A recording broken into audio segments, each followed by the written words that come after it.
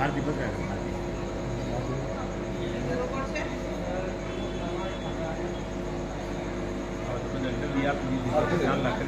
भगवान की जय। बिलेश्वर महादेव की जय। अपने अपने कुलदेवी मात की जय। ओम नमः पार्वती पते हर हर महादेव।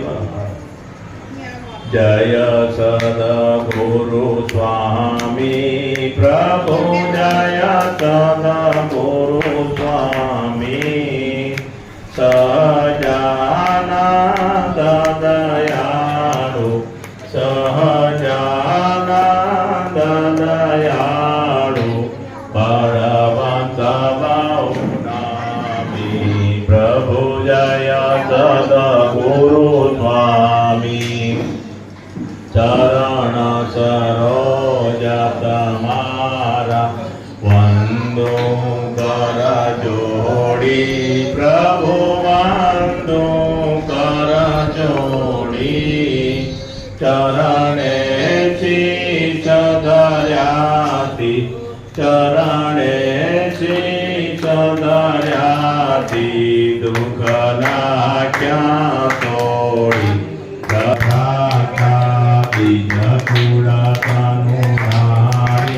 प्रभु दीन थोड़ा कानुदारी पामरा पति तयुधार्या पामरा पति तयुधार्या नरनारी प्रभु जय सद्गुरु स्वामी। नित्य नित्य नवतम लीला करताय विनाशी प्रभु करता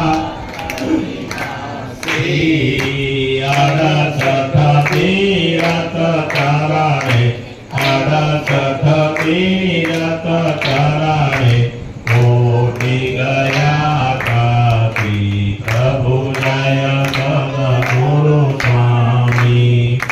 पुरुषोत्तम प्रगटनु जे दर्शन करते प्रभु जे दर्शन करते कर्मति छोटी कर्मति छोटी कुटुंब सहित तरते प्रभु जय सद्गुरु स्वामी। आयवसर करुणा विधि करुणा बहुकीति वाले करुणा बहुकीति मुक्तानंद कै मोक्ति मुक्तानंद कै मोक्ति सुगम करी दीदी प्रभु जय सद्गुरु स्वामी।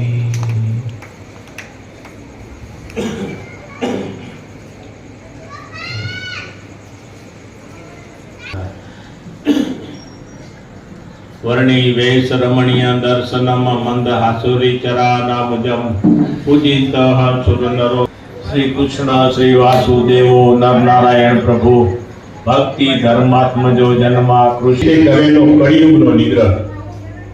आ जेमा पृथ्वी देवी धर्मदेव અને કળિયુગા ત્રણેય આદિદેવી સ્વરૂપે રાજર્ષિ પરીક્ષિત મળે છે। પરીક્ષિતે પ્રથમ ધર્મને અને પછી પૃથ્વીને આશ્વાસન આપ્યું। ત્યારબાદ તેઓ કડીને મારવા તૈયાર થયા ત્યારે તે તેમને શરણે આવ્યો। પરીક્ષિતે શરણાગત કડીને આ ધર્મવાળા 5 સ્થાનો રહેવા માટે આપ્યા। ધર્મનું ફરી સ્થાપન કર્યું વગેરે અદ્ભુત કથાઓ આવેલી છે। કળિયુગનો નિવાસ છે ને પાંચ જગ્યાએ આપ્યો છે। એ 5 સ્થાન ક્યાં છે એનું આપણને વર્ણન આવશે। ગૌરવધારી પૃથ્વી અને ધર્મની દયનીય સ્થિતિ સુતજી કહે છે કે હે સૌનક ઋષિ, રાજા પરીક્ષિત ત્યાં જોયું કે રાજાના વેશમાં રહેલો એક શુદ્ધ પોતાના હાથમાં દંડો લઈને ગાય અને બળદના એક જોડને એવી રીતે મારતો હતો કે જાણે તેઓ અનાથ હોય. તેમાં બળદ કમળ નાળની સમાન સફેદ વર્ણનો હતો અને શૂદ્રના મારથી પીડાયેલો તે ભયભીત થઈને મૂત્ર ત્યાગ કરી રહ્યો હતો.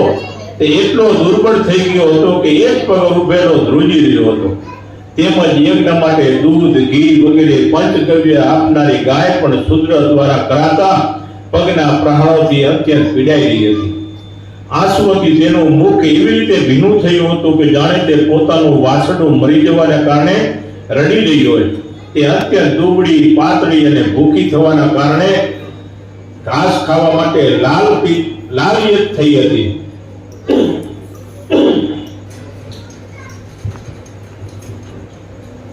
કળિયુગ ને રાજા પરીક્ષિતનો પડકાર.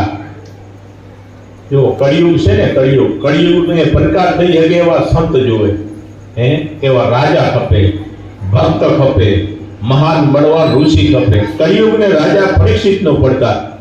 સુવર્ણ જડિત રથ પર સવાર થયેલા રાજા પરીક્ષિત પોતાના ધનુષ પર બાણ ચડાવીને મેઘ જેવી ગંભીર વાણીથી લલકારતા તે શૂદ્રને પૂછ્યું, અરે દુષ્ટ, તું કોણ છે? તારામાં આવી કઈ શક્તિ છે કે તું પોતાના બળથી ગર્વિત થઈને મારા રાજ્યમાં મારા શરણાગત દુર્બળ પ્રાણીઓની હિંસા કરી રહ્યો છે? તે નટની જેમ વેશ તો રાજાનો ધારણ કર્યો છે, પરંતુ તારા કર્મ તો શૂદ્ર જેવા છે.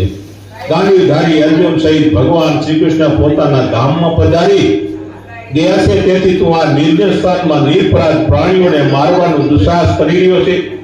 તારા અપરાધને કારણે તું વધને યોગ્ય છો.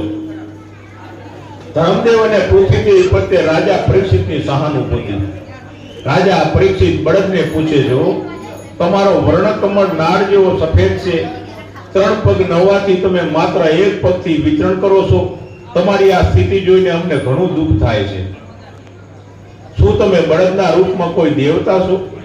પૂર્વવંશના શ્રેષ્ઠ વીરોના બાહુબળથી સુરક્ષિત રાજ્યમાં મેં તમારા સિવાય બીજા કોઈ પ્રાણીને આંખોમાંથી શોકના આંસુ સારતા નથી જોયા. હે સુરભીનંદન, હવે તમે શોક ન કરો. આ શૂદ્રથી હવે ભયભીત થવાની આવશ્યકતા નથી. હવે ગાયને ઉદ્દેશીને કહે છે કે હે ગાય માતા, તમે પણ રુદન ન કરો. દુષ્ટોને દંડ દેનારો શાસક હું હજી જીવિત છું, તેથી તમારું કલ્યાણ જ થશે. હે સાધ્વી, જે રાજાના રાજ્યમાં દુષ્ટોના ત્રાસથી સમસ્ત પ્રજા પીડિત થતી હોય છે, તે મંદોમંદ રાજાના યશ, આયુષ્ય, વૈભવ અને પરલોક નષ્ટ થઈ જાય છે. દુઃખી જનોના દુઃખ દૂર કરવા એ જ રાજાઓનો પરમ ધર્મ છે. આ રાજ્ય ધારી શુદ્ર દુષ્ટોનો સરદાર છે અને પ્રાણીઓની હિંસા કરનાર છે, તેથી હું અત્યારે જ આને મારી નાખીશ. રાજા પરીક્ષિત ફરી બળદને સંબોધીને કહે છે કે હે સુરભી પુત્ર, તમે તો 4 પગવાળા પ્રાણી છો, તેથી તમારા અન્ય 3 પગ કોણે કાપી નાખ્યા? શ્રી કૃષ્ણના અનુવર્તી કૌરવ વંશના રાજાઓના રાજ્યમાં તમારા જેવું દુઃખ કદી કોઈને પણ ન થાવ. હે વૃષ, નિરપરાધી અને સાધુ સ્વભાવવાળા તમારું મંગળ થાવ. તમારા પગ કાપીને તમને વિરુદ્ધ કરનાર દુષ્ટ તો પાંડવોની કીર્તિમાં કલંક લગાડ્યું છે, માટે તમે તેનું નામ કહો. જે વ્યક્તિ નિરપરાધ પ્રાણીને કષ્ટ આપે છે તેને અવશ્ય મારો ભય રહે છે. દુષ્ટોને દંડ આપવાથી સાધુઓનું કલ્યાણ થાય છે. જે નિરપરાધ પ્રાણીને દુઃખ આપે છે તે ભલેને સાક્ષાત દેવતા પણ કેમ ન હોય, હું તેની આભૂષણોથી વિભૂષિત ભુજાને કાપી નાખું. આપતકાળ ન હોય તો પણ જે લોકો અવળે માર્ગે ચાલે છે તેવા લોકોને શાસ્ત્રના આદેશ પ્રમાણે દંડ આપવો તથા શાસ્ત્રની આજ્ઞા પ્રમાણે ધર્મનું પાલન કરનારા ધાર્મિકોની રક્ષા કરવી એ જ રાજાઓનો પરમ ધર્મ છે. ધર્મના મર્મ ભર્યા વચનો. ધર્મ કહે છે કે હે રાજન, જે પાંડવોના શ્રેષ્ઠ ગુણોથી આસ્કુટ થઈને ભગવાન શ્રી કૃષ્ણે તેમના સારથી અને દૂત બનવાનું સ્વીકાર્યું હતું, તે પાંડવોના તમે વસન છો. તેથી જ અમારા જેવા દુઃખી વ્યક્તિઓ પ્રત્યે આ રીતે અભય પ્રદાન કરવું તમને યોગ્ય છે. એ પુરુષ શ્રેષ્ઠ, શાસ્ત્રોના વીર વચનોના મોહિત થઈ જવાને કારણે પ્રકૃતિને સુખ દુઃખનું કારણ કહે છે. વળી કેટલાક લોકો ઈશ્વરને સુખ દુઃખનું કારણ કહે છે. કેટલાક લોકોનો એવો પણ મત છે કે સુખ દુઃખનું કારણ તર્ક, મન અને વાણીથી જાણી શકાતું નથી. તેથી હે રાજર્ષિ, આ બધા મતમાં જે યોગ્ય હોય તે તમે પોતાની સૂક્ષ્મ બુદ્ધિ દ્વારા વિચારી લો. સૂતજી કહે છે કે હે સુનક ઋષિ, ધર્મનું આ રીતનું વચન સાંભળીને સમ્રાટ પરીક્ષિત ખેદરહિત થઈ ગયા અને તેમણે એકાગ્ર મનથી ધર્મના અભિપ્રાયનો અવલોકન કરીને કહ્યું. તીવ્ર બુદ્ધિશાળી રાજા પરીક્ષિતે આપેલું સમાધાન. પરીક્ષિત રાજા કહે છે કે હે ધર્મજ્ઞ, તમે આવી ધર્મયુક્ત વાણી બોલી રહ્યા છો, માટે નક્કી તમે વૃષભના રૂપમાં સાક્ષાત ધર્મ જ છો. તમારું અનિષ્ટ કરનારું નામ તમે જાણો છો, છતાં નથી બતાવ્યું, કારણ કે અધર્મનું આચરણ કરનાર વ્યક્તિને નરકની પ્રાપ્તિ થાય છે. તે જ તેની સૂચના આપનારને પણ પ્રાપ્ત થાય છે. જો શું કીધું? અધર્મનું આચરણ કરનાર વ્યક્તિને જે નરકની પ્રાપ્તિ થાય છે, તે જ તેની સૂચના આપનારને પણ પ્રાપ્તિ થાય છે. આપણે કોઈ પણ અવળા માર્ગમાં આપણે આંગળી ખાલી કીધી ને તો એ પાપ લાગે. એટલે ક્યારે અધર્મમાં આપણે ક્યારે પણ રુચિ ન લઈએ. અધર્મનું આચરણ કરનાર વ્યક્તિને નરકની પ્રાપ્તિ થાય છે. અથવા એ સાચો નિર્ણય છે કે ભગવાનની માયાની ગતિ પ્રાણીઓના મન અને વાણીને અગોચર છે, અર્થાત કોઈ તેને જાણી શકતું નથી. હે ધર્મ, સતયુગમાં તમારા 4 ચરણ હતા: તપ, શૌચ, દયા અને સત્ય. સતયુગમાં 4 ચરણ હતા: તપ, શૌચ, દયા અને સત્ય. પરંતુ અધર્મના 300 એવા ગર્વ સ્ત્રીમાં આસક્તિ અને મદથી તમારા 3 ચરણ નષ્ટ થઈ ગયા છે. આ કળિયુગમાં તમારા 4 ચરણોમાંથી માત્ર એક સત્યરૂપ ચરણ જ બાકી રહ્યો છે. તેને લીધે તમે કોઈ પ્રકારે જીવન ધારણ કર્યું છે, પરંતુ આ ધર્મરૂપી કળિયુગ અસત્ય દ્વારા સર્વધિત થઈને તમારા તે 4થા ચરણને પણ નષ્ટ કરવા ઈચ્છે છે. ગાયના રૂપમાં રહેલી આ સાક્ષાત પૃથ્વી દેવી છે. ભગવાને અવતાર ધારણ કરીને તેનો ઘણો ભાર હરી લીધો હતો. જ્યાં સુધી ભગવાન શ્રી કૃષ્ણ તેના ઉપર અસીમ સૌંદર્યના ધામ એવા પોતાના ચરણોને રાખતા હતા, ત્યાં સુધી તે સમસ્ત પ્રકારની શોભાઓથી યુક્ત હતી. હવે આ પૃથ્વી શ્રી કૃષ્ણના વિયોગમાં અભાગીનો સમાન રુદન કરી રહી છે. આ સાધ્વીના નેત્રોમાંથી એવી ચિંતાને કારણે આંસુઓ વહી રહ્યા છે. હવે બ્રાહ્મણોનો દ્રોહ કરનાર શૂદ્ર રાજા બનીને તેને ભોગવશે. કળિયુગ શરણે આવ્યો. આ પ્રમાણે મહારથી પરીક્ષિતે ધર્મ અને પૃથ્વીને સાંત્વના આપી. ત્યારબાદ તેમણે અધર્મના કામરૂપ કળિયુગનો વિનાશ કરવા માટે હાથમાં તીક્ષ્ણ તલવાર ઉપાડી લીધી. રાજા પરીક્ષિતનો મારી નાખવાનો અભિપ્રાય જાણીને કળિયુગ ભયભીત થઈ ગયો. તેણે તત્કાળ પોતાના રાજચિહ્નો ઉતારી નાખ્યા અને રાજા પરીક્ષિતના ચરણમાં પોતાનું માથું મૂકી દીધું. દીનવત્સલ શરણાગત પાલક અને યશસ્વી મહારાજ પરીક્ષિતે પોતાના ચરણોમાં પડેલા કળિયુગને જોઈને કૃપાવશ તેનો વધ કર્યો નહીં, પરંતુ હસતા હસતા તેને કહ્યું, કળિયુગ પર અનુગ્રહ તથા તેનો નિગ્રહ. પરીક્ષિત રાજા કહે છે કે હે કલી, મારી સન્મુખ હાથ જોડીને ઉભેલા એવા તને અમારાથી મૃત્યુદંડનો ભય રાખવાની કોઈ આવશ્યકતા નથી, કારણ કે અમે તો અર્જુનના યશસ્વી વંશમાં જન્મેલા છીએ અને શરણાગતનો પાલન કરનારા છીએ, પરંતુ તું અધર્મનો સહાયક છે. તારે મારા રાજ્યની કોઈ પણ સ્થાનમાં રહેવાનું નથી. રાજાઓના દેહમાં તારા નિવાસથી લોભ, સત્ય, ચોરી, દુર્જનના સ્વધર્મ, ત્યાગ, દરિદ્રતા, કપટતા, કલહ, દંભ વગેરે અધર્મ સમૂહની પ્રવૃત્તિ થાય છે. તેથી હે અધર્મના બંધુ, ધર્મ અને સત્યના નિવાસ સ્થાન રૂપા ભ્રમરાવત ક્ષેત્રમાં તારે એક ક્ષણ માટે પણ રહેવું નહીં. આ ક્ષેત્રમાં યજ્ઞના વિવિધ પ્રકારોને જાણનારા શ્રેષ્ઠ યાજ્ઞિકો અને યજ્ઞ દ્વારા યજ્ઞેશ્વર ભગવાનનું યજન કરતા રહે છે. વાયુની જેમ સમસ્ત ચરાચર જીવોની અંદર અને બહાર વ્યાપીને રહેલા સર્વતરયામી પરમાત્મા ભગવાન શ્રી આ દેશમાં યજ્ઞના રૂપમાં નિવાસ કરે છે. યજ્ઞ દ્વારા તેમની પૂજા થાય છે. તેઓ યજ્ઞ કરનારોને મોક્ષ પ્રદાન કરે છે અને તેમની સમસ્ત કામનાઓને પૂર્ણ કરે છે. સૂતજી કહે છે, રાજા પરીક્ષિતના આવા આદેશને સાંભળીને કળિયુગ કંપી ઉઠ્યો. તે સમયે હાથમાં તલવાર લઈને યમરાજની જે મારવા તૈયાર થયેલા પરીક્ષિતને તે કહેવા લાગ્યા. કળિયુગે કરેલી યાચના. કળિયુગ કહે છે, હે સમ્રાટ, હું તમારી આજ્ઞા અનુસાર જે કોઈ પણ સ્થાનમાં નિવાસ કરવાનો વિચાર કરો છું, તે બધા સ્થાનોમાં તમે મને ધનુષ બાણથી સજ્જ થયેલા દેખાવશો. તેથી હે ધાર્મિકોમાં અગ્રગણ્ય, તમે જ મને એવું કોઈ સ્થાન બતાવો કે જ્યાં હું સ્થિર ચિત્તથી તમારી આજ્ઞાનું પાલન કરતો રહું. કળિયુગના 5 નિવાસ સ્થાનો છે. સૂતજી કહે છે કે કળિયુગની આ પ્રાર્થના સાંભળીને રાજા પરીક્ષિતે તેને 4 સ્થાન પ્રદાન કર્યા: દૂધ, મદપાન, પરસ્ત્રી ગમન અને હિંસા.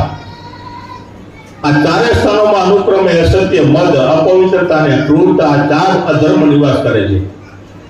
ચાર સ્થાનોને પ્રાપ્ત કર્યા પછી કળિયુગે ફરી યાચના કરી ત્યારે રાજા પરીક્ષિતે તેને રહેવા માટે પાંચમું સ્થાન સુવર્ણ ધન આપ્યું. આ રીતે કળિયુગ પાસે રહેવાના 5 સ્થાનો થયા. અસત્ય, મદ, કામ, વેર અને રજોગુણ અધર્મના કારણભૂત કળિયુગ ઉત્તરાનંદન રાજા પરીક્ષિતની આજ્ઞા અનુસાર તેમને આપેલા 5 સ્થાનોમાં નિવાસ કરવા લાગ્યો. તેથી પોતાનું કલ્યાણ ઈચ્છતા મનુષ્ય 5 સ્થાનોનું ક્યારે પણ સેવન ન કરવું. વિષયવત ધર્મનિષ્ઠ વ્યક્તિ, રાજા, પ્રજાપાલક, નેતા અને ધર્મોપદેશ ગુરુઓને તો આ સ્થાનોનો સર્વદા ત્યાગ કરવો. મદપાન જો 5 કળિયુગના સ્થાન કીધા છે.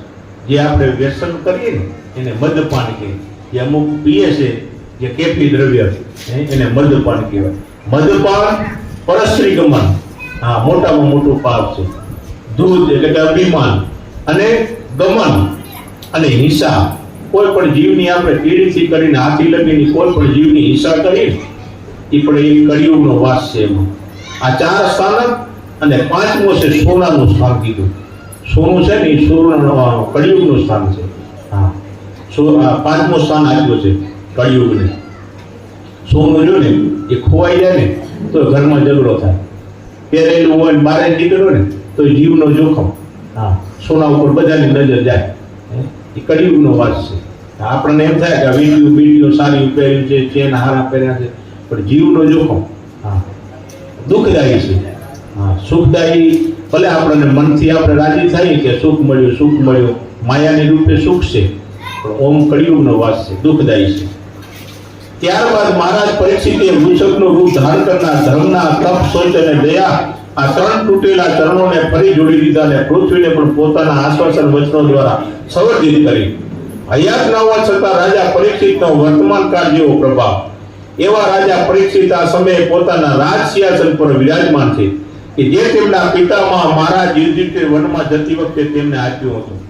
અત્યારે તે જ પરમ ભાગ્યશાળી, પરમ યશસ્વી ચક્રવર્તી સમ્રાટ રાજર્ષિ પરીક્ષિત કૌરવ કુળની રાજલક્ષ્મીથી શોભાયમાન થઈને હસ્તિનાપુરમાં રહેલા છે. અભિમન્યુ પુત્ર રાજા પરીક્ષિત ખરેખર એવા મહાન ગુણોથી સંપન્ન છે કે તેમના દ્વારા પૃથ્વીનું શાસન થયું છે. તેવા સમયે તમે આ દીર્ઘકાલીન સત્રમાં દીક્ષિત થયા છો. કૃષ્ણાનુગ્રહથી કૃષ્ણમાં અનુરાગ અનેક અવગુણોથી યુક્ત કળિયુગમાં પણ એક મહાન ગુણ છે. જો અનેક અવગુણો હોય યુક્ત, પણ કળિયુગમાં પણ એક મહાન ગુણ. જે દિવસે અને જે ક્ષણે ભગવાન શ્રી કૃષ્ણે આ પૃથ્વીનો ત્યાગ કર્યો તે દિવસે ને તે જ મુહૂર્તમાં અધર્મના મૂળ કારણ કળિયુગનો આ જગતમાં પ્રવેશ થઈ ગયો. બ્રહ્માંડની જેમ દરેકમાંથી ગુણ ગ્રહણ કરનારા સમ્રાટ પરીક્ષિતે કળિયુગનો વધ ન કર્યો, કારણ કે તેમણે તેમાં એક મોટો ગુણ જોયો કે કળિયુગમાં ભગવાનના નામ કીર્તન વગેરે શુભ કર્મ સંકલ્પ કરવા માત્રથી સફળ થઈ જાય છે. જો કળિયુગમાં આપણને કેટલી પરીક્ષિત રાજાએ સુવિધા આપી. ખાલી ભગવાનને તેનો આ કીર્તન કરે છે, ભક્તો બધા ભજન કરો છો, એ આપણે પ્રાર્થના કરીએ છીએ, એનાથી આપણને આ ભજનનું આપણને ફળ મળે છે. આ કળિયુગમાં આપણને મોટામાં મોટી સફળતા એક આ પરીક્ષિત રાજાએ અપાવી. કીર્તન કરીએ, માળા કરીએ, ભજન કરીએ, કોઈ આ નાની મંડળીઓ ભજન કરતા હોય, આ એક આપણને કળિયુગની અંદર સફળતા મળી છે. બીજું તો ઘણું બધું તપ કરવું પડે. કળિયુગમાં આટલું કરવાથી પણ ભગવાન આપણા ઉપર રાજી થાય, પરંતુ પાપ કર્મોનું ફળ શરીર દ્વારા કરવાથી જ મળે છે. સંકલ્પ કરવા માત્રથી નહીં. કળી બાળકો અજ્ઞાની લોકોની આગળ સુરવીર છે, પરંતુ ધીર અને વિવેકી મનુષ્યની આગળ તે કાયા છે. જેમ વરુ અસાવધાન મનુષ્ય પર આક્રમણ કરે છે, વરુ એટલે જનાવર, રાક્ષસ, આપણે જંગલની અંદર હોય ને વરુ, રીસ કહીએ, વરુ કહીએ, જે પ્રાણી, જે અમુક પશુ એવા હોય ને જે જીભથી પાણી પીએ ને, તો કૂતરોની જીભથી પાણી પીએ, બિલાડીની જીભથી પાણી પીએ, સિંહ છે જીભથી પાણી, એ બધા માંસાહારી હોય. જેટલા જીભથી પાણી પીએ ને એ માંસાહારી. એના દાંત જ એવા તીક્ષ્ણ હોય, બે એવા ધારવાળા દાંત હોય ને કે શરીરને ચીરી નાખે આંબે વાળા. એટલે કીધું જો કે જેમ વરુ અસાવધાન મનુષ્ય પર આક્રમણ કરે છે, તેમ કળી પણ પ્રમાદી મનુષ્ય પર આક્રમણ કરીને તેને વશમાં કરે છે. હે શૌનકાદિક ઋષિઓ, તમે મને શ્રી વાસુદેવ ભગવાનની કથાથી યુક્ત રાજા પરીક્ષિતના જે ચરિત્ર વિશે પૂછ્યું હતું તે મેં કઈ સંભળાયું. ભગવાન શ્રી કૃષ્ણના અદ્ભુત ચરિત્રો બધાને માટે કીર્તન અને શ્રવણ કરવા યોગ્ય છે. જો આ કળિયુગની અંદર શ્રી કૃષ્ણ ભગવાનના ચરિત્ર, એની લીલાઓ ભગવાનની, એ કીર્તન અને શ્રવણ એટલે સાંભળવું અને કીર્તન કરવા, એ મોટામાં મોટું આપણને ભગવાનનું પુણ્ય મળે છે અને બળ મળે છે. ભગવાન રાજી થાય. આત્મકલ્યાણને ઈચ્છતા મનુષ્યો તેમના ગુણો અને કર્મોને સૂચવનારી કથાઓનું સારી રીતે સેવન કરવું. શૌનકાદી ઋષિઓએ ભાગવત કથામાં મહાન અનુરાગ. શૌનકાદી ઋષિઓ કહે છે કે હે સૌમ્ય સુત, તમે અનંતકાળ સુધી જીવિત રહો, કારણ કે તમે અમારા જેવા મરણશીલ મનુષ્યો માટે મૃત્યુનો ભય દૂર કરનારા શ્રી કૃષ્ણના અમૃતમય ઉજ્જવળ યશનું ગાન કરી રહ્યા છો. અમે જે દીર્ઘ યજ્ઞનું અનુષ્ઠાન કરી રહ્યા છીએ તેના ધુમાડાથી અમારા શરીર ધુમાડિયા થઈ ગયા છે. તો પણ અનેક પ્રકારના વિઘ્નોની સંભાવનાને કારણે આવા યજ્ઞોમાં ફળ પ્રાપ્તિના વિષયમાં કોઈ નિશ્ચિતતા નથી. અમારી આવી દશામાં તમે ભગવાન શ્રી કૃષ્ણના ચરણ કમળના માદક અને મધુર મકરંદનું પાન કરાવીને અમને પૂર્ણ રૂપે આનંદિત કરી રહ્યા છો. ભગવાનના ભક્તના લવ માત્રના સત્સંગથી જે લાભ પ્રાપ્ત થાય છે તેની સાથે તો સ્વર્ગ અને મોક્ષની પણ તુલના કરી શકાતી નથી. જો શું કીધું? ભગવાનના ભક્ત જે ભજન કરે છે, કીર્તન કરે છે ભાવથી, લવ માત્ર, પ્રેમથી, જે ગોપીઓ કેમ કૃષ્ણ લારે ઘેલી બની ગઈ હતી, પોતે દહીં માખણ વેચતી પોતાની મટકી ફૂટી જતી તો ખબર ના રહેતી, પોતે ક્યાં પણ ઢોરાઈ જતું તો ખબર ના રહેતી. એટલે એમના માથે ભગવાન માટે પ્રેમ હતો. એટલે ભગવાનના ભગતના લવ માત્રના સત્સંગથી જે લાભ પ્રાપ્ત થાય છે તેની સાથે તો સ્વર્ગ અને મોક્ષની પણ તુલના કરી શકાતી નથી. આપણને એમ કે સ્વર્ગમાં જઈએ, મોક્ષ મળે, પણ ભગવાનનું અહીંયા ભજન કરીને તો સ્વર્ગે ટૂંકવું પડે ને મોક્ષે ટૂંકવું પડે. એટલો ભગવાનનો ભાવ ગોપીઓ જેવો રાખવાનો. જે ગોપીઓ કેમ ભગવાન માટે તલસી રહી હતી, એમ આપણે ભાવથી ભગવાનનું ભજન કરો. તો પછી મરણશીલ મનુષ્યના તુચ્છ રાજાદી ભોગોની તો વાત જ ક્યાં રહી? એવો કોણ રક્ષકના મનુષ્ય છે કે મહાપુરુષોના એકમાત્ર આશ્રયરૂપ શ્રી કૃષ્ણની લીલા કથાઓથી તૃપ્ત થઈ જાય? સમસ્ત પ્રાકૃત ગુણોથી રહિત ભગવાનના અનંત દિવ્ય ગુણોનો પાર તો બ્રહ્મા, શંકર વગેરે મોટા મોટા યોગેશ્વરો પણ પામી શકતા નથી. હે વિદ્યાન, તમે પરમ ભાગવત છો અને અમે કથા શ્રવણના વિલાસી શ્રદ્ધાળુ શ્રોતા છીએ. ભગવાનની કથા સાંભળવામાં ઉત્સાહ જગાડનારી સુતજીની વાણી જો આપણે કથા સાંભળવી હોય તો આપણને વાણીની અંદર ભાવ થાય, પ્રેમ થાય, લાગણી થાય, સાંભળવાની તાલાવેલી થાય. તો આપણે સમજવાનું કે આપણે બહુ પુણ્ય ઉદય થયા કથા સાંભળવામાં. અમુક નીંદર આવે, કથા સાંભળતા નીંદર આવી જાય, અથવા કથા સાંભળતા મન બીજે જતું રહે તો આપણી ભક્તિમાં કચાશ.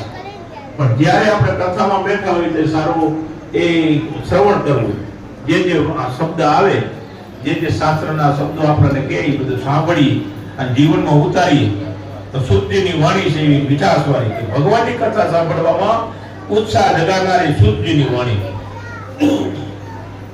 શુદ્ધિ કહે છે કે ઓહો, આજે હું ધન્ય થઈ ગયો. જો કે હું વિલોમ જાતિમાં ઉત્પન્ન વરણ શંકર છું તો પણ મહાત્માઓની સેવા કરવાને કારણે મારો જન્મ સફળ થઈ ગયો. નીચ જાતિમાં જન્મ લેવાને કારણે જે માનસિક પીડા થાય છે તે મહાપુરુષો સાથે ભગવત ચર્ચા કરવા માત્રથી તત્કાળ નષ્ટ થઈ જાય. તો પછી જે લોકો મહાપુરુષોના એકમાત્ર આશ્રયરૂપ ભગવાનના નામોનું ઉચ્ચારણ કરે છે તેમની મનોવ્યથા દૂર થઈ જાય. તેમાં તો કહેવું જ છું, ભગવાનની શક્તિ અનંત છે, તેનો સ્વયં પણ અનંત છે અને તેમના ગુણો પણ અનંત છે. અને વેદો, પુરાણો, શાસ્ત્રો તેમને અનંત કહે છે. અનંત બ્રહ્માંડોમાં ભગવાનના ગુણોની સમાન ગુણવાળો પુરુષ કોઈ નથી. તો પછી તેનાથી અધિક ગુણવાળો હોવાનો તો પ્રશ્ન જ નથી ઉઠતો. તેમના મહિમાનું વર્ણન કરવા માટે તો એટલું જ કહેવું, આપણે કહીએ આપણું 10 ઇન્દ્રિયો ને 11મું મન, આ 10 ઇન્દ્રિયો રહી ને એ વશ કરી લ્યો ને તો ભજન કરવું પડે. હા, ભજન છે, ભક્તિ છે, ભગવાનના શરણે જવું પડે તો જ ઇન્દ્રિયો વશ થાય. કે ઇન્દ્રિયો વશ ન થાય. આંખ છે ને એ પણ ઇન્દ્રિય છે. આંખ હારી નજરથી થાય, ખરાબે નજરથી થાય. કાન પણ તમારા છે એ એક ઇન્દ્રિય છે. આવા બધી 10 ઇન્દ્રિય કીધી છે આપણી શરીરની અંદર. 10 ઇન્દ્રિય ને તેમના ઇન્દ્રિયો પ્રાણ પ્રાણ એટલે આપણું જીવ અને મન, 10 ઇન્દ્રિયો, પ્રાણ અને મન અને બુદ્ધિ પોતપોતાના વિષયોથી વિરક્ત થઈ ગયા હતા. એટલું એમણે ભજન કર્યું. ઋષિ મુનિઓ વિરક્ત થઈ ગયા.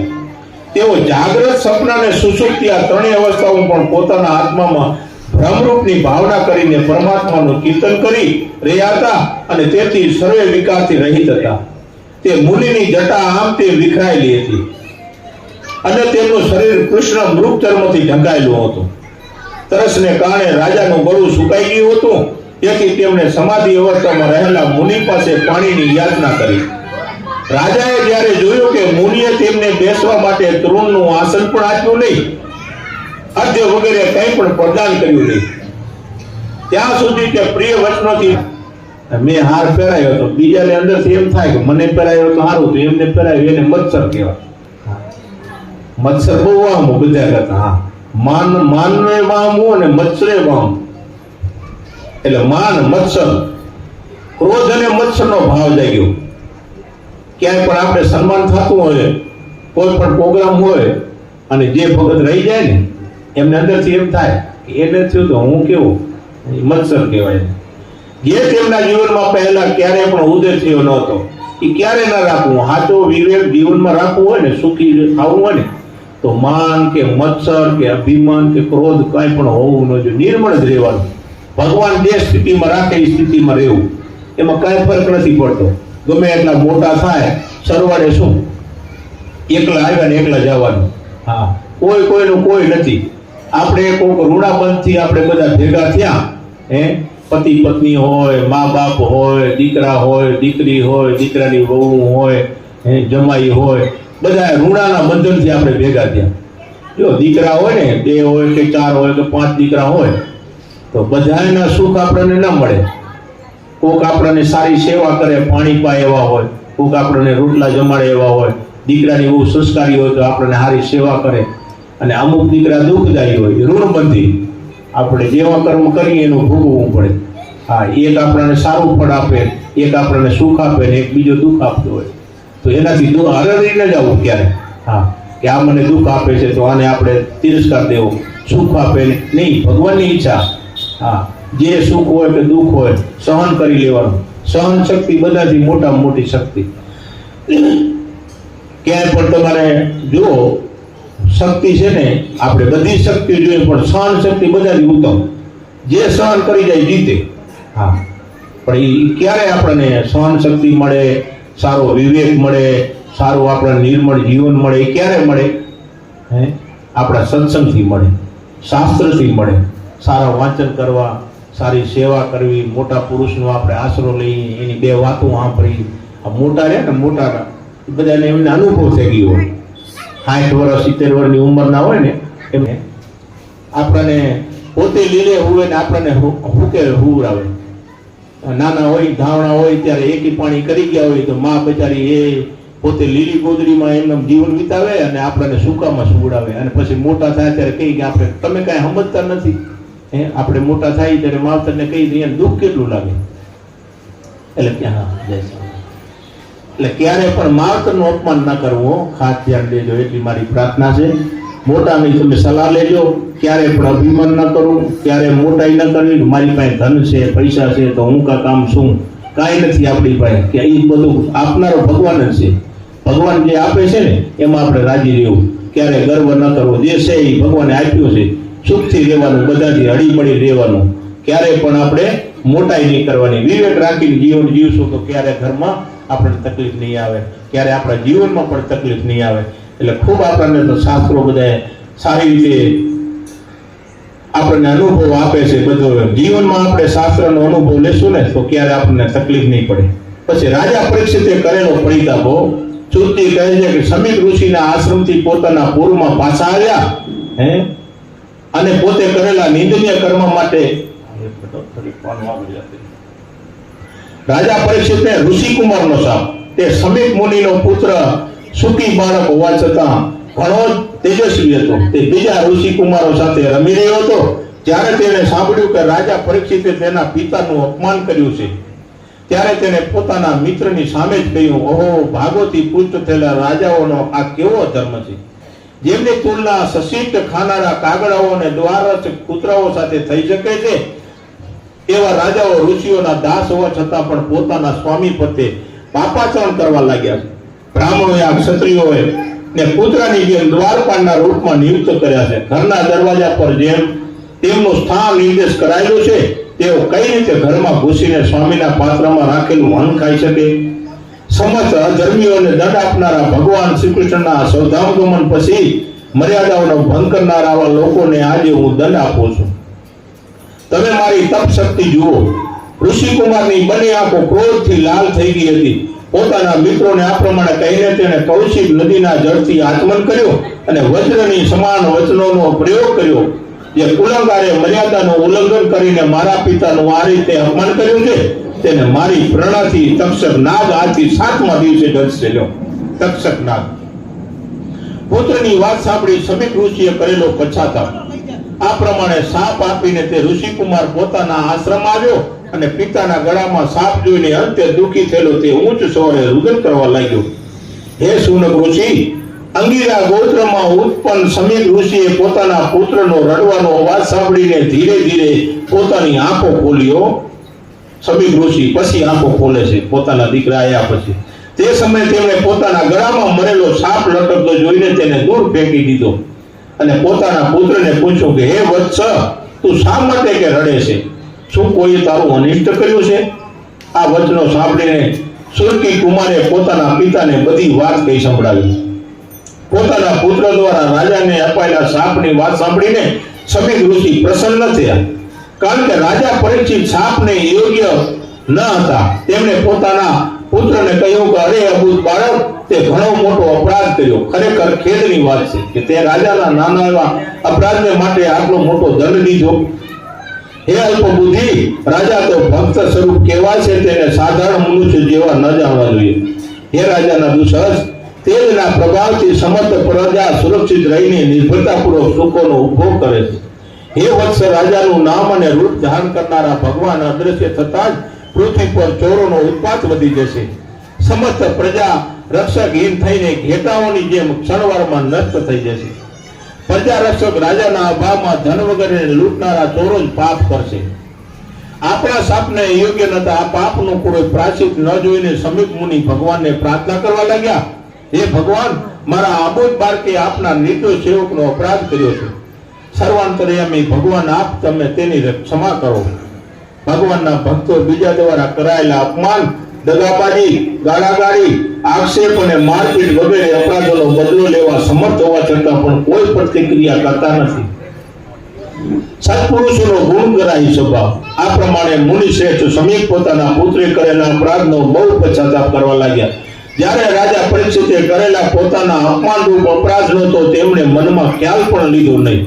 સત્પુરુષનો તો સ્વભાવ જ એવો હોય છે કે બીજા લોકો તેમને માન અપમાન વગેરે ધંધોમાં જોડે છે, તો પણ તેઓ માન વગેરેથી હર્ષ પામતા નથી અને અપમાન વગેરેથી શોક કરતા નથી. કારણ કે તેમનું મન રાગ દેશ વગેરે ગુણ કાર્યનો આશ્રય કરતું નથી. રાજા પરીક્ષિતે કરેલો પરિતાપ. સુરજી કહે છે કે સમીક ઋષિના આશ્રમથી પોતાના પૂરમાં પાછા આવ્યા પછી રાજા પરીક્ષિતને પોતે કરેલા નિંદનીય કર્મ માટે ઘણો પસ્તાવો થયો. તેઓ અત્યંત ઉલ્લાસ થઈ ગયા અને વિચારવા લાગ્યા, ઓહો, મેં બહુ નીચ કાર્ય કરી નાખ્યું. એક નિરપરાધ બ્રાહ્મણના ગુઢ તેજને જાણ્યા વિના તેની સાથે મેં અનાથ પુરુષના જેવો વ્યવહાર કર્યો. મેં દેવતુલ્ય ઋષિનું અપમાન કર્યું. તેથી નિસંદેહ મારા ઉપર જલ્દીથી કોઈ ભયંકર વિપત્તિ આવશે. ભલે તે વિપત્તિ આવે, કારણ કે તેનાથી મારા પાપનું પ્રાયશ્ચિત થઈ જશે અને હું ફરીને આવું દુષ્કર્મ નહીં કરું. હું અત્યંત અસિદ્ધ છું. તેથી આજે જ મારું રાજ્ય, મારી સેનાને, અક્ષય ભંડાર વગેરે મારી તમામ સંપત્તિ બ્રાહ્મણ કુળના ક્રોધાગ્નિથી ભસ્મ થઈ જાવ. એવું થવાથી મને ફરીથી બ્રાહ્મણો, દેવતાઓ, ગાયો ને કષ્ટ દેવાની દુર્બુદ્ધિ નહીં થાય. મહારાજ પરીક્ષિત આ પ્રમાણે વિચારી રહ્યા હતા કે તે સમયે સમીક મુનિના શિષ્ય ગૌરમુખી આવીને તેમને કહ્યું કે હે મુનિપુત્ર, સુડીના શાપથી આજથી 7મા દિવસે તક્ષક નાશ કરવાથી તમારું મૃત્યુ થશે. આ તક્ષકનો વિષ અગ્નિ મારા માટે વિષયાશક્તિઓમાંથી વૈરાગનું કારણ બનશે. આમ વિચારને રાજા પરીક્ષિત શાપની વાતને પોતાને માટે હિતકારી જ માની વિષ્ણુ ભક્તે વિષ્ણુપદી ગંગાજીનો આશ્રય લીધો.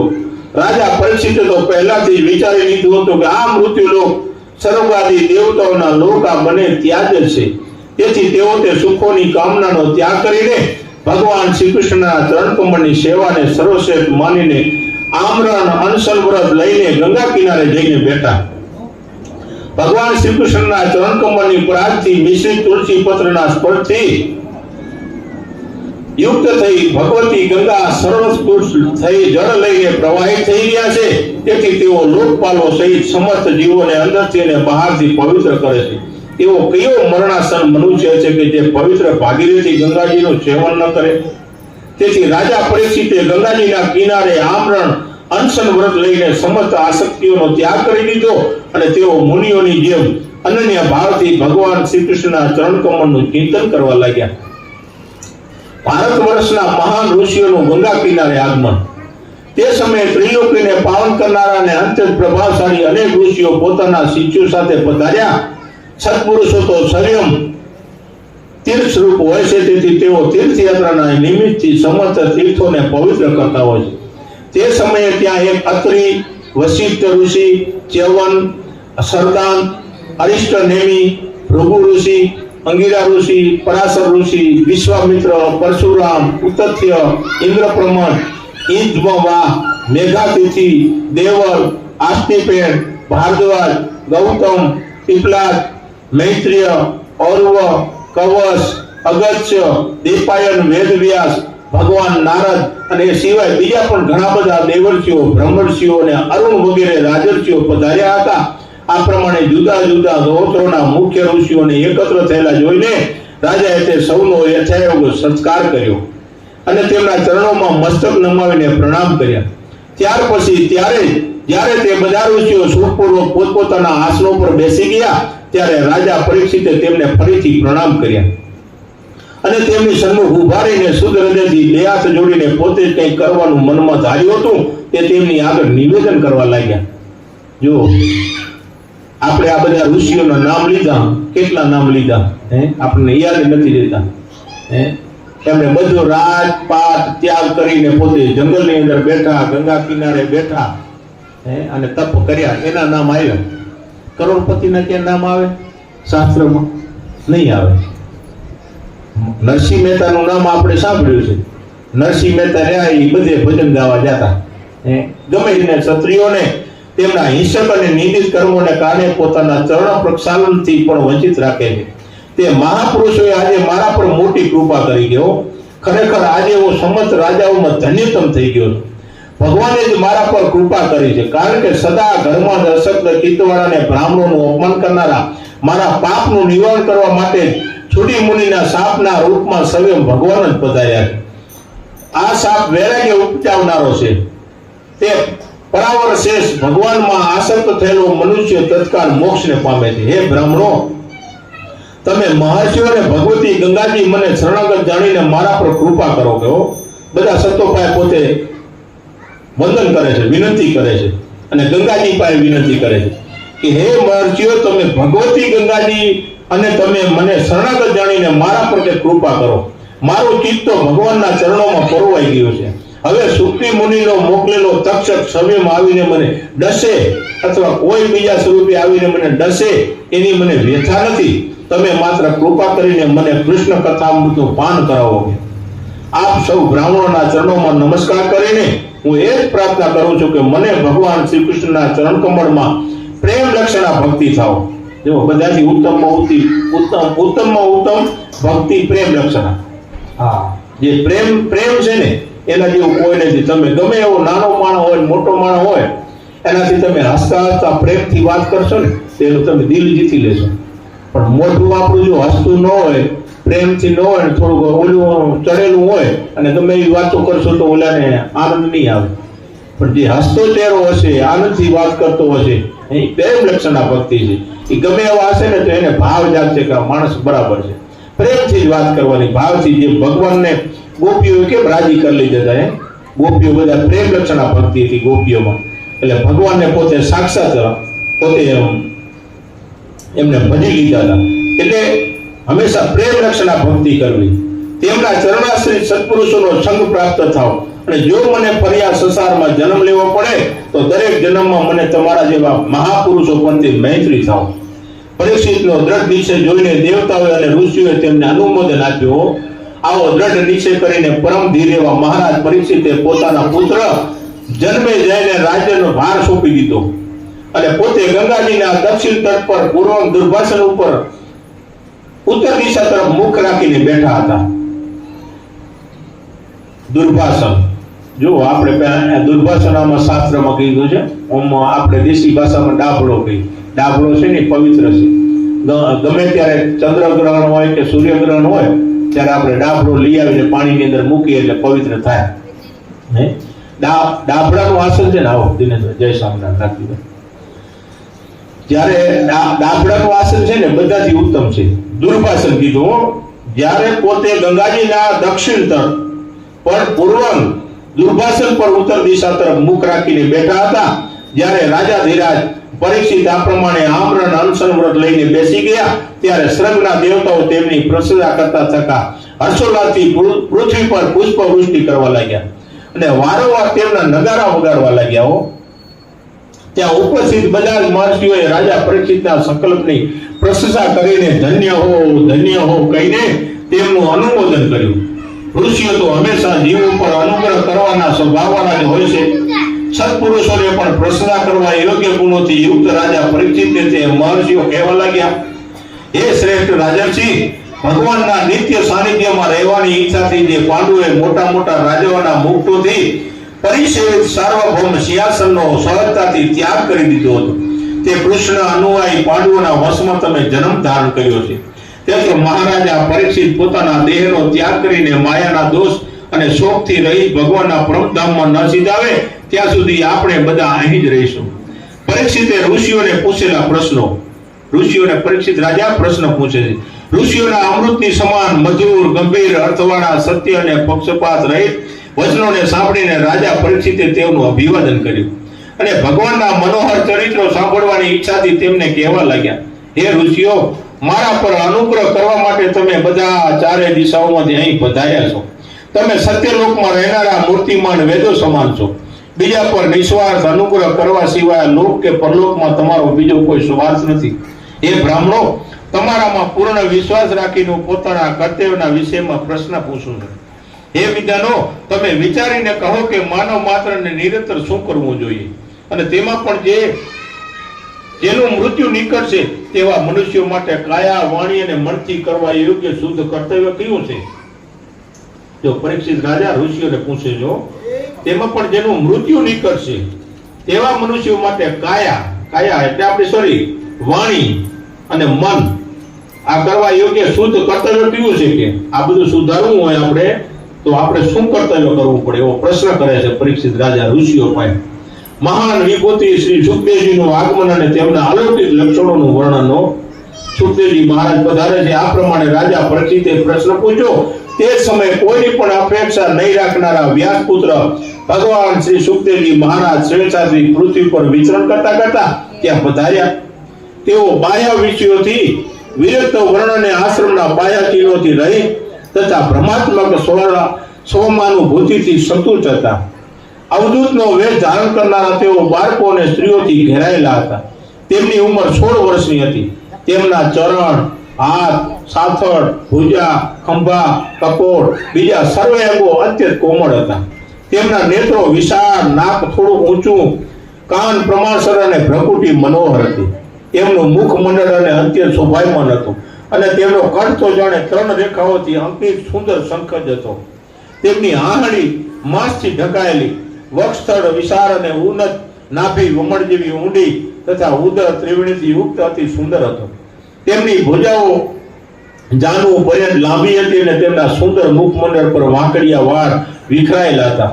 તેઓ દિગંબર અર્થાત ઉત્તરીય વસ્ત્રથી રહિત અથવા સમલકલ વસ્ત્રધારી હતા અને તેમની કાંતિ કોઈ શ્રેષ્ઠ દેવની સમાન હતી. તેમનો વર્ણ શ્યામ હતો અને તેમનું નવયુવન ચિત્તને ચોરનારું હતું. તે નવયુવનને અનુરૂપ દેહની છટા અને મંદ મસ્તીથી સ્મિતથી તેઓ હંમેશા સ્ત્રીઓને મનોહર લાગતા હતા. તેમણે પોતાનું તેજ છુપાવી રાખ્યું હતું તો પણ મહાપુરુષોના લક્ષણોને જાણનારા ઋષિઓએ તેમને ઓળખી લીધા અને તેઓ બધા તેમના સત્કાર માટે પોતપોતાના આસનથી ઊભા થયા. શ્રી સુખદેવજીનું પૂજન અર્ચન કરે છે. રાજા પરીક્ષિતે અતિથિના રૂપમાં પધારેલ શ્રી સુખદેવજીને મસ્તક નમાવીને પ્રણામ કર્યા અને તેમની પૂજા કરી. તેમનો આવો મહિમા જોઈને અબૂત બાળકો અને સ્ત્રીઓ ત્યાંથી પાછા ચાલ્યા ગયા. આ રીતે રાજ દ્વારા પૂજાયેલા શ્રી સુખદેવજી શ્રેષ્ઠ આસન પર વિરાજમાન થયા. ત્યારે તે સભામાં બ્રહ્મર્ષિઓ, દેવર્ષિઓ, રાજર્ષિઓ સમૂહથી ઘેરાયેલા મહાત્મા શ્રી સુખદેવજી ગ્રહો, નક્ષત્રો અને તારાઓથી ઘેરાયેલા ચંદ્રમાની જેમ અતિશય શોભતા હતા. રાજાએ આપેલા આસન પર ધ્યાન મુદ્રામાં અત્યંત શાંતિ ચિત્તે બેઠેલા એવા તીવ્ર મેઘાવી શ્રી સુખદેવજીની પાસે જઈને પરમ ભાગવત પરીક્ષિતે તેમના ચરણમાં માથું નમાવીને પ્રણામ કર્યા. પછી ઊભા થઈને પ્રશ્ન કરવાના ઉદ્દેશથી ફરી હાથ જોડી નમસ્કાર કરીને અત્યંત મધુર વાણીથી તેઓ પૂછવા લાગ્યા. રાજાએ કરેલી શ્રી સુખદેવજીની સ્તુતિ. પરીક્ષિત રાજા કહે છે કે હે બ્રહ્મણ, આજે અમારા ક્ષત્રિયોના પરમ સૌભાગ્યનો દિવસ છે, કારણ કે આપે કૃપાપૂર્વક અતિથિના રૂપમાં પધારીને અમને તીર્થની સમાન પવિત્ર કરી દીધા. તેથી જ અમે અદમ ક્ષત્રિયો હોવા છતાં પણ સત્પુરુષોની કૃપાના પાત્ર બન્યા છીએ. આપના જેવા મહાત્માના સ્મરણ માત્રથી ગૃહસ્થના ઘર તત્કાળ પવિત્ર થઈ જાય છે. પછી આપના દર્શન, સ્પર્શ, આપના ચરણોનું પ્રક્ષાલન અને આપને આસન પ્રદાન વગેરે સુઅવસર પ્રાપ્ત થવાથી તે પવિત્ર થઈ જાય. તેમાં તો કહેવું જ શું. હે મહાયોગી, જેમ ભગવાન શ્રી વિષ્ણુની સામે આવતા જ અસુરો નષ્ટ થઈ જાય છે, તેમ આપના સાનિધ્યમાં આવતા જીવોના મોટા મોટા પાપો પણ તત્કાળ નાશ પામી જાય. એમાં કોઈ સંદેહ નથી.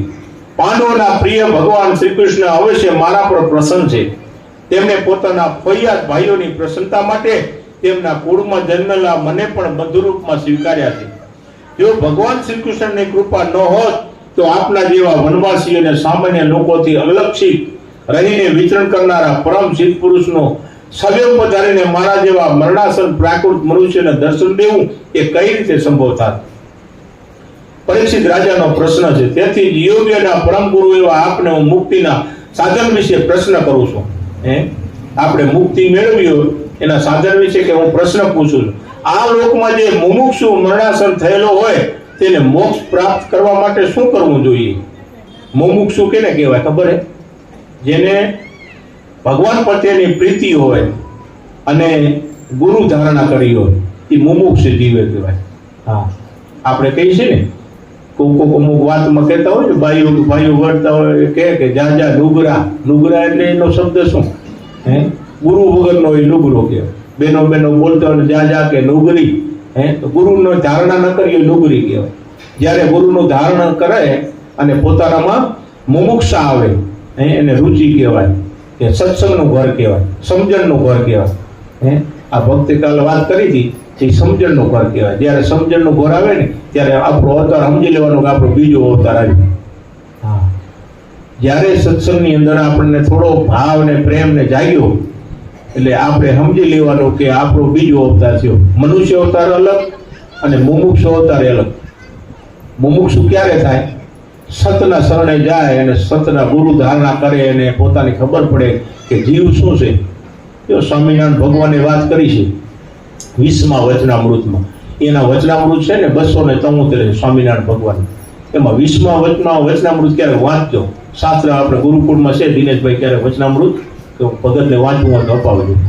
એ વચનામૃતમાં સ્વામિનારાયણ ભગવાને પ્રશ્ન પૂછ્યો હતો કે અજ્ઞાનીમાં અજ્ઞાની કોણ? એટલે આપણે સ્વામિનારાયણ ભગવાન સભા ભરીને બેઠા હતા દાદા ખાચરના દરબારમાં. ગઢડા ગામ છે, સ્વામીનું ગઢડા કહેવાય. ત્યાં પોતે બેઠા હતા, લીમડા નીચે બેઠા હતા. આપણે કેમ અત્યારે લીમડો છે ને, લીમડા નીચે બેઠા હતા અને ભગવાને પ્રશ્ન કર્યો. આમને ભરી સભા બેઠી હતી, ભાઈઓની બહેનોની બધી ભરચક સભા હતી. અને પ્રશ્ન કર્યો કે અજ્ઞાનીમાં અજ્ઞાની કોણ? એટલે બધે પ્રશ્ન કર્યો કે કોઈ કે સમજે નહીં, ઘરનો વ્યવહાર ના કરે અજ્ઞાની, કોઈ કે ઘરમાં ઝઘડા કરે અજ્ઞાની, કોઈ કે બારે ઝઘડા કરે અજ્ઞાની, કોઈ કે કાંઈ સમજણ ન પડે ધંધામાં રખડતો હોય અજ્ઞાની. આવી બધી વાત આવે ને ત્યારે બધે જવાબ દીધો કે આ અજ્ઞાની કહેવાય, આ અજ્ઞાની કહેવાય, સમજણ વગરનો અજ્ઞાની કહેવાય. પછી સ્વામિનારાયણ ભગવાને પ્રશ્ન કરી અને જવાબનો એક રીતે સાંભળજો, બધાએ શાંતિ રાખીને સાંભળજો કે અજ્ઞાનીમાં અજ્ઞાની એ છે કે પોતે પોતાને ઓળખતો નથી. આપણે બારે બધે જોઈએ છીએ કે શું છે, કેવું છે, કેમ છે, એવું ભગત કેવા છે, એવું ભગત કેવા છે, એવું સાધુ કેવા છે, આ ભાઈ કેવા છે, પણ પોતે પોતાને નથી ઓળખતા. એ અજ્ઞાનીમાં અજ્ઞાની છે. હા, એટલે હંમેશા પોતાને જ ઓળખવાના. પેલા હું કોણ છું, હું મુમુક્ષુ છું, હું સંતના શરણે જઈ શકીશ, મારામાં સમજણ કેટલી છે, મારામાં અવગુણ કેટલા છે, મારામાં કેટલી કચાશ છે, કેટલી ખામી છે, આ જ જોવાનું. હા, બીજાની ખામી નહીં કાઢવાની કે તમે આવા છો, તમે આવા. ત્યાં સુધી સમજી લેવાનું આપણે જ કાચા છે. હા, આપણે પાકું થવું હોય તો આપણા જ અવગુણ જોવાના, બસ. બીજા કોઈના અવગુણ નહીં જોવાના. દુનિયાના અવગુણ જોવા જશું ને તો આપણે થાકી જશું, આપણે પાર જ નહીં પડીએ, પહોંચી જ નહીં હકી. દુનિયા આખી જીતવી હોય તો પોતાથી જીતાય. આપણે સમજીએ એટલે આખી દુનિયા સમજે. આપણે વિવેકમાં રહેશું, સમજણમાં રહેશું એટલે સમજી લેવાનું બધા આપણા આદર ભાવ દેશે. આપણે જો પાવર વાપરીને સમજણ ન હોય અને જેમ તેમ બોલી તો બધા આપણને આમાં એવા જવાબ આવવાના. તમે જેવા શબ્દ બોલો એવા સામેથી શબ્દ આવશે.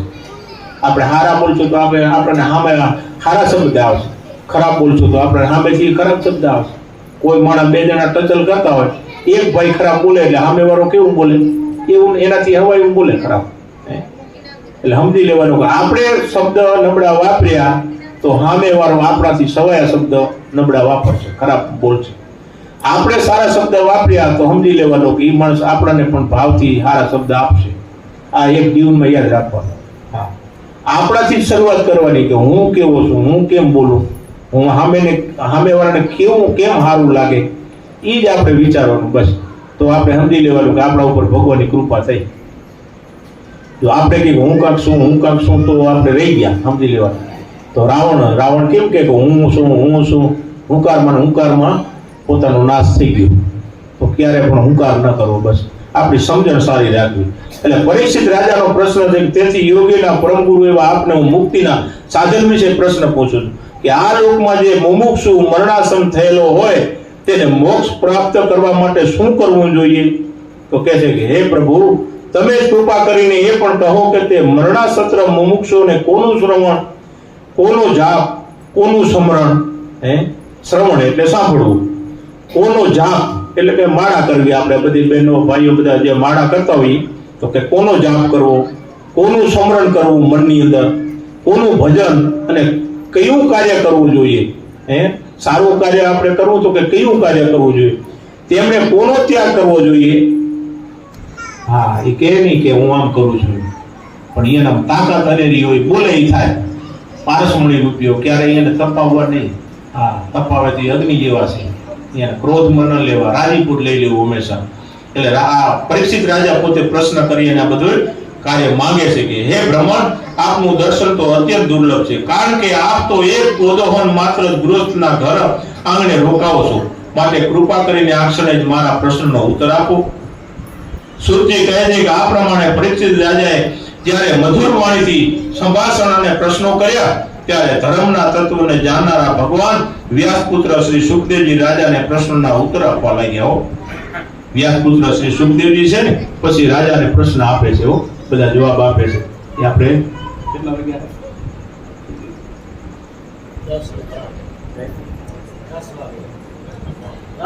10 થઈ ગયા.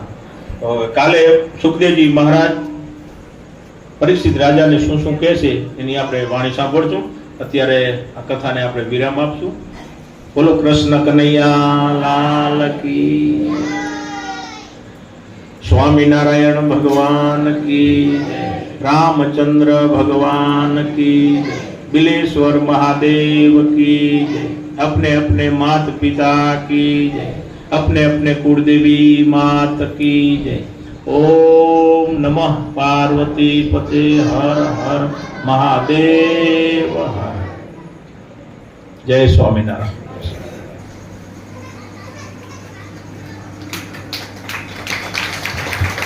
बोलो स्वामीनारायण भगवान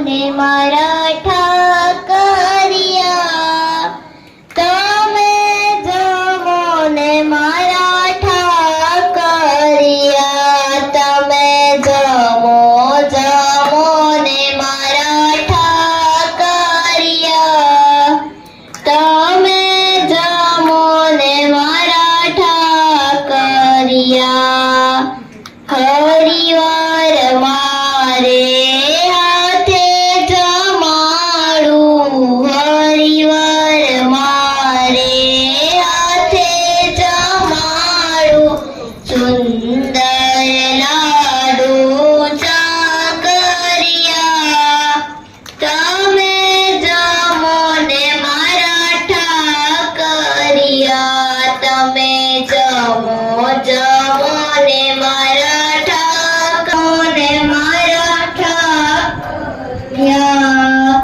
પેંડા બરફી ખાજા જલેબી પેંડા બરફી ખાજા જલેબી બરકી મેને મારા ઠાકરિયા શીરો પૂરી કંસરી સો શીરો પૂરી કંસરી સો ધીરજ જમો ને કાના કેસરિયા તમે જમો ને મારા ઠાકરિયા ભજીયા વડા તળિયા છે પાપડ ભજીયા વડા તળિયા છે પાપડ મીઠું જીરું નાખી મરિયા